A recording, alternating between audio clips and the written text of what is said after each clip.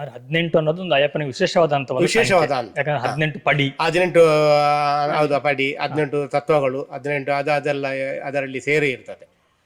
18 ಪಡಿ ಏನಾದ್ರೂ ವಿಶೇಷ ಮಹತ್ವ ಅಂತ ಇದೆಯಾ? ಅದು 18 ಪಡಿಯಲ್ಲಿ ತುಂಬಾ ವಿಶೇಷ ಉಂಟು. ಏಕೆಂದ್ರೆ 18 ಅದರಲ್ಲಿ ನಮ್ಮ ಎಲ್ಲ ಕಾಮ, ಕ್ರೋಧ, ಮದ, ಮೋಹ, ಮತ್ಸರ, ಲೋಭ ಈ ಎಲ್ಲ ಅಂತಾರೆ. ಇವಾಗ 18ನೇ ಇದಕ್ಕೆ ಎಲ್ಲ ನಾವು ತ್ಯಜಿಸಿ ನಮ್ಮಲ್ಲಿ ಇದನ್ನ ಎಲ್ಲ ತ್ಯಜಿಸಿ ಅಯ್ಯಪ್ಪನ ಸ್ಮರಣೆ ಒಂದೇ ಪಾದಕ್ಕೆ ಸೇರುವಂಥ ಒಂದು ಅಯ್ಯಪ್ಪನ ದೇವರ ಹೀಗೆ ಪ್ರಿಯವಾದ ಒಂದು 18 ಅಂದರೆ 18 ತತ್ವಗಳನ್ನು ನಾವು ಪಾಲಿಸಿದರೆ ಅದರಲ್ಲಿ ತಪ್ಪಿರಬಹುದು, ಆದರೆ ನಾವು ಸಾಕಷ್ಟು ಮಟ್ಟಿಗೆ ನಮಗೆ ತಿಳಿದ ಮಟ್ಟಿಗೆ ಪಾಲಿಸ್ತೇವೆ.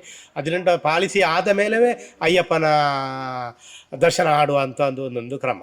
ಅದನ್ನು ನಾವು 18 ಪಡಿ ಹೋಗದಿದ್ದರೆ ನಮಗೆ ಅಯ್ಯಪ್ಪನ ದರ್ಶನ ಕಾಣಲಿಕ್ಕೆ ಆಗುವುದಿಲ್ಲ. ಹಾಗೇನೆ ಪ್ರತಿಯೊಂದು ಶಿಬಿರದಲ್ಲೂ ಸಹ ಒಂದು ಸಣ್ಣ ಕನ್ಯಾಸ್ವಾಮಿ ಅಂತ ಇರ್ತಾರೆ. ನಿಮ್ಮ ಈ ಸಲ ಕನ್ಯಾಸ್ವಾಮಿ ಇವರು ಅನ್ಕೊಳ್ತೀನಿ ನಾನು. ಹೌದು, ನಮ್ಮ ಕನ್ಯಾಸ್ವಾಮಿ ಅವರು 7 ಜನ ಇದ್ದಾರೆ. ಅದರಲ್ಲಿ ಅತಿ ಚಿಕ್ಕವರನ್ನು ನಾವು ಮಣಿಕಂಠ ಅಂತ ಕರೀತಾರೆ. ಅದು ಇವರು ಈಗ ನಮ್ಮ ಮಣಿಕಂಠ ಸ್ವಾಮಿ ಇವರಿದ್ದಾರೆ. ಮಾಳಿಗೆ ಬರುತ್ತಮ್ಮ ಅಂತ ಮಕ್ಕಳಾದ್ರೆ ಮಾಳಿಗೆ ಬರುತ್ತಮ್ಮ ಅಂತಾರೆ, ಗಂಡು ಮಕ್ಕಳಾದ್ರೆ ಮಣಿಕಂಠ ಹೇಳ್ತೇವೆ. ಅಂದ್ರೆ ಹೆಣ್ಣು ಮಕ್ಕಳಿಗೆ 10 ವರ್ಷಕ್ಕಿಂತ ನಂತರ ಮಾಳೆ ಹಾಕಬಾರದು. 10 ವರ್ಷ ಮುಂಚೆ 10 ವರ್ಷ ಮುಂಚೆ ಹಾಕಬೇಕು. ಆಮೇಲೆ ಹಾಕುದಾದ್ರೆ ಅವರೊಂದು 55-60 ವರ್ಷ ಕಳೆದ ನಂತರ ಹಾಕಬಹುದು. ಈ ಸ್ವಾಮಿಯ ಹೆಸರು ಪೂರ್ವಿಕ ಅಂತ. ಇದು ಮೊದಲ ಸಲ ಆಗ್ತದೆ. ಸರಿ. ಕಳೆದ ಸಲ ಇದ್ರ ಮಣಿಕಂಠ ಸ್ವಾಮಿ ಇದ್ದಾರೆ. ನಾವು ವರ್ಷ ಪ್ರತಿ 1-2 ಸ್ವಾಮಿಗಳು ಕನ್ಯಾ ಸ್ವಾಮಿಗಳು ಇರ್ತಾರೆ.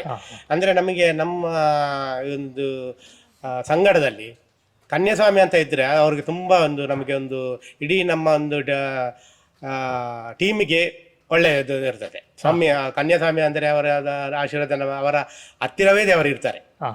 ಮತ್ತೆ ಏನಂದ್ರೆ ಅಲ್ಲಿ ನಾವು ಮುಂಚೆ ಎಲ್ಲ ಇತ್ತು, ಈಗ ಅಲ್ಲಿ ಸ್ಥಳದ ಅಭಾವದಿಂದ ಏನಾದರೂ ಅಲ್ಲಿ ಪ್ರಸಾದ ತೆಗೆಯೊಂದಿಲ್ಲ. ಈ ಭಸ್ಮ ಅಂತ ಹೇಳ್ತೇವಲ್ಲ ನಾವು, ನಿಜವಾಗಿ ಏನಂದ್ರೆ ಅದಲ್ಲಿ ಪಂಪೆಯಲ್ಲಿ ಒಂದು ಸದ್ಯ ಮಾಡುವಂತ ಉಂಟು ಪಂಪೆ ಒಂದು. ಅದರಲ್ಲಿ 108 ಈ ಕನ್ಯಾಸ್ವಾಮಿನವರು 108 ಇದು ಬಿರಿಗೆ ಹೋಗಿ ಅಲ್ಲಿ ಅಡಿಗೆ ಮಾಡಿದ ಭಸ್ಮವನ್ನು ತಂದರೆ ಅದನ್ನು ತಂದು ನಾವು ಅಲ್ಲಿ ಸನ್ನಿಧಾನಕ್ಕೆ ಕೊಂಡು ಹೋಗಿ ಅದು ಅಭಿಷೇಕ ಮಾಡಿದ ನಂತರ ಅದಕ್ಕೆ ಒಂದು ಪರಿಮಳವೇ ಬೇರೆ ಬರ್ತದೆ.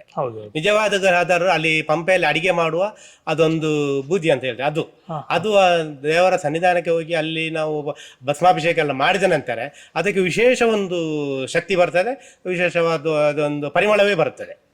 ಹೌದು, ಒಂದು ವಿಶೇಷವಾದ ಪರಿಮಳ, ವಿಶೇಷ ಪರಿಮಳ. ಅದಕ್ಕೆ ಏನದು ಸೇರಿಸುವುದಿಲ್ಲ, ಅದು ಯಾವುದು ದೇವರ ಒಂದು ಇದು ಅಂತ ಹೇಳಿದ್ರೆ ಅದೇ ನಂಬಿಕೆ, ದೇವರದ ಒಂದು ಆಶೀರ್ವಾದ ಅಂದರೆ ಅದೇ. ಅದು ಕನ್ಯಾಸ್ವಾಮಿಯವರೇ ಮಾಡಬೇಕು. ಅದಕ್ಕಾಗಿ ಕನ್ಯಾಸ್ವಾಮಿಗೆ ತುಂಬಾ ಮಹತ್ವ ಇದೆ. ಹಾಗೆ ನಂಗೆ ಸ್ವಲ್ಪ ಮಾಲೆಯನ್ನು ಸರಿಯಾಗಿ ತೋರಿಸ್ಬೋದಾ? ಇದರಲ್ಲಿ ನೀವು ಹೇಳಿದ್ರಿ 108 ಮಣಿ ಇರ್ತದೆ. ಒಂದು ರುದ್ರಾಕ್ಷಿಯ ಅಲ್ಲ, ರುದ್ರಾಕ್ಷಿ ಮಾಲೆ ಅದು ಒಂದು ರುದ್ರಾಕ್ಷಿ ಅಂದ್ರೆ ಅದು 2 ಮಾಲೆ ಹಾಕಬೇಕು. ತುಳಸಿ ಮಾಲೆ ಮತ್ತು ರುದ್ರಾಕ್ಷಿ ಮಾಲೆ 2 ಹಾಕಬೇಕು. ಅದರ ಎಲ್ಲ ಚಿಕ್ಕ ಮಕ್ಕಳು ಅದಕ್ಕೆ ಅವರಿಗೆ ತೊಂದರೆ ಆಗಬಾರ್ದಂತ ನಾವು ತುಳಸಿ ಮಾಲೆಯಲ್ಲಿ 1 ರುದ್ರಾಕ್ಷಿಯನ್ನು ಹಾಕಿ ದೇವರ ಪದಕ ಇಟ್ಟು ಈ ರೀತಿ ಮಾಡ್ತೇವೆ.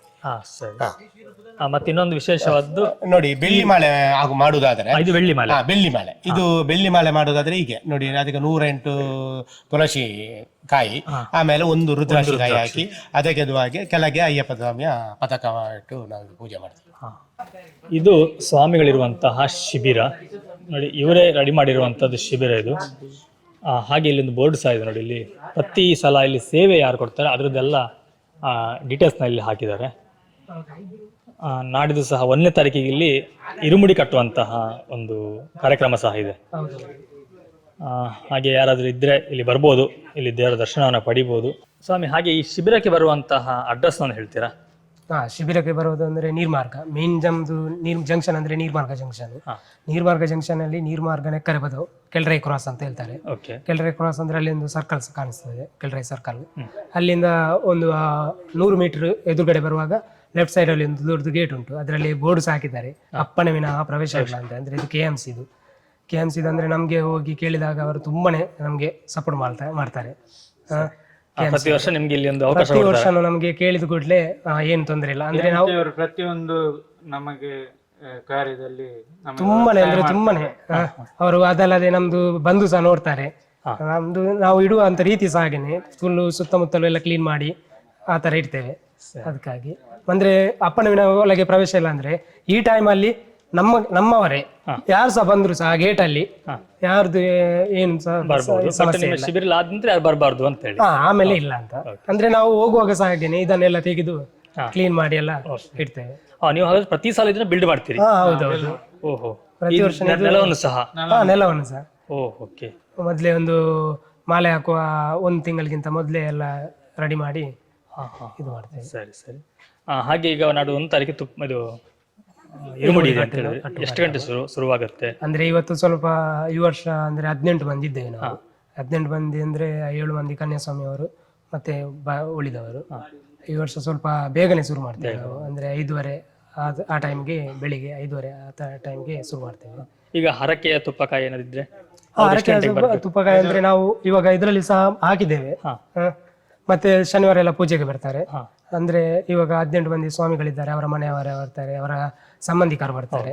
ಆ ತರ ಅವರು ಬಂದಾಗ ಇಲ್ಲಿ ನಾವು ಹೇಳ್ತೇವೆ. ಅಂದ್ರೆ ಅವರಿಗೆ ಗೊತ್ತಾಗ್ತದೆ ವರ್ಷಲು ನಮ್ಗೆ ಅದರ ಸಮಸ್ಯೆನೇ ಇರುವುದಿಲ್ಲ ಇಲ್ಲಿ. ಅಂದ್ರೆ ಅವರು ಬಂದು ಅವರೇ ಹೇಳ್ತಾರೆ, ಹೀಗೆ ನಮ್ದು ತುಪ್ಪದ ಕಾಯಿ ಉಂಟು, ಆ ತರ ಹೇಳ್ತಾರೆ. ಎಷ್ಟು ಗಂಟೆ ಬರ್ಬೇಕಾಗತ್ತೆ ಅವ್ರು ಬೆಳಿಗ್ಗೆ? ಬೆಳಿಗ್ಗೆ ಅಂದ್ರೆ ಅವರು ಈಗ ನನ್ನ ಹತ್ರ ಹೇಳಿದ್ರೆ ನಾನು ನನ್ನ ಹೆಸರಿನಲ್ಲಿ ಅವರದ್ದು ಹೆಸರು ಹಾಕ್ತೇವೆ.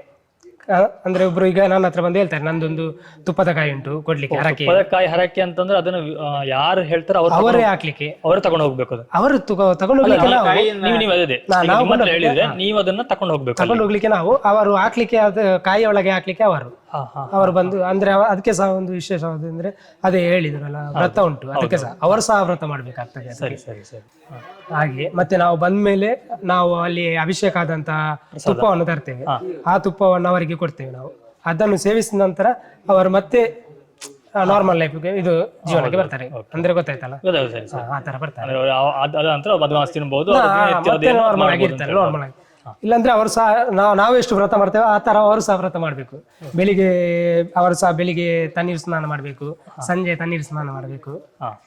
ಹಾಗೆ ಅಂದ್ರೆ ಅವರು ಕೊಡುವಂತದ್ದು ಅಲ್ಲಿ ಅಭಿಷೇಕ ಆಗ್ತದಲ್ಲ ದೇವರಿಗೆ, ಆ ತರ ಅವರು ಮಾಡ್ತಾರೆ. ಅಂದ್ರೆ ಅದು ಇಲ್ಲಿ ಹಾಗೆ ಮಾಡ್ತಾರೆ, ನಾವು ಹೇಳ್ಬೇಕಂತ ಇಲ್ಲ ಅವರಿಗೆ, ಅವರೇ ಅದನ್ನು ಪಾಲಿಸ್ತಾರೆ. ಅಂದ್ರೆ ಅವರ ಪರವಾಗಿ ನೀವು ತಕೊಂಡು ಹೋಗಿ, ಅವರ ಪರವಾಗಿ ನಾವು ಕೊಂಡು ಹೋಗ್ತು. ಆದ್ರೆ ಅವರು ಸಹ ಅಷ್ಟೇ ಶ್ರದ್ಧೆ ಭಕ್ತಿಯಲ್ಲಿ ಇರ್ತಾರೆ. ಸರಿ, ಓಕೆ. ತುಂಬಾ ಮಾಹಿತಿನ ಕೊಟ್ರಿ, ತುಂಬಾ ಧನ್ಯವಾದಗಳು ಎಲ್ಲರಿಗೂ. ನಿಮ್ಗೂ ಕೂಡ ನಮಸ್ಕಾರ. ಸ್ನೇಹಿತರೆ, ನೋಡಿದ್ರಲ್ಲ, ಇದಿಷ್ಟು ಅಯ್ಯಪ್ಪ ಮಾಲಧಾರಿಗಳು ಅಥವಾ ಸ್ವಾಮಿಗಳ ದಿನಚರಿ ಆಗಿರುತ್ತೆ. ಹಾಗೆ ಅವರ ಪೂಜಾ ವಿಧಿವಿಧಾನಗಳಾಗಿರುತ್ತೆ. ವೃತ್ತದ ಬಗ್ಗೆ ಎಲ್ಲ ನಿಮಗೆ ಸಂಪೂರ್ಣವಾಗಿ ಮಾಹಿತಿಯನ್ನು ನಾನು ತಿಳಿಸ್ಕೊಟ್ಟಿದ್ದೀನಿ. ಈ ವಿಡಿಯೋ ಇಷ್ಟ ಆಗಿದೆ ಒಂದು ಲೈಕ್ ಕೊಡಿ, ಹಾಗೆ ಚಾನಲ್ಗೆ ಸಬ್ಸ್ಕ್ರೈಬ್ ಮಾಡ್ಕೊಳ್ಳಿ. ನಾವು ನಿಮಗೆ ಮುಂದಿನ ವಿಡಿಯೋ ಸಿಗ್ತೀನಿ. ಥ್ಯಾಂಕ್ ಯು, ನಮಸ್ಕಾರ.